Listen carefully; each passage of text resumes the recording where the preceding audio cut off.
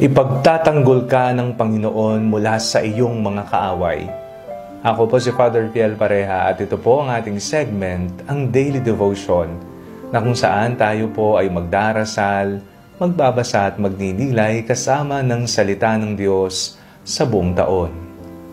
Manalangin tayo. Sa ngalan ng Ama, ng Anak at ng Espiritu Santo. Amen. Halina, Banal na Espiritu, liwanagan mo ang aming puso at isip, nang maunawaan at may sa buhay namin ang iyong salita. Amen. Our Bible passage for today is from the book of Psalms, chapter 9, verses 1 to 4, and I read it for you. I will give thanks to the Lord with my whole heart. I will tell of all your wonderful deeds. I will be glad and exult in you. I will sing praise to your name, O Most High.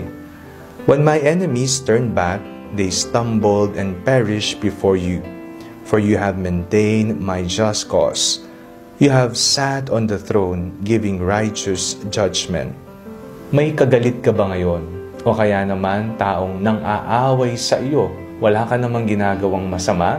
Alam mo sa sarili mo na wala kang sinabing nakakasama o nakakapanakit ng damdamin, ngunit nag-uumang ng patibong ang iyong mga kalaban upang ikaw ay matalo at magapi. Ang ating pong binasang salmo sa araw na ito ay nagpapatunay na hindi bulag ang Panginoon kung mayroong taong naninira sa iyo at umaaway sa iyo, sapagkat ipagtatanggol ka ng Diyos. Sa mga panahon na wala kang kalaban-laban sa buhay o hindi mo alam kung kanino ka babaling at hihingi ng tulong dahil ikaw ay inaaway, wala ka namang ginagawang masama, lagi mong tatandaan, kakampi mo ang katotohanan, kakampi mo ang Diyos, at ikaw ay Kanyang ipagtatanggol laban sa mga masasama. Manalangin tayo. Panginoong Jesucristo, kayo po ang aming kaligtasan. Naway palagi niyo pong ipadama sa amin ang mapagligtas na presensya ninyo sa araw-araw naming pamumuhay. Amen. Sa ngalan ng Ama, ng Anak, at ng Espiritu Santo. Amen.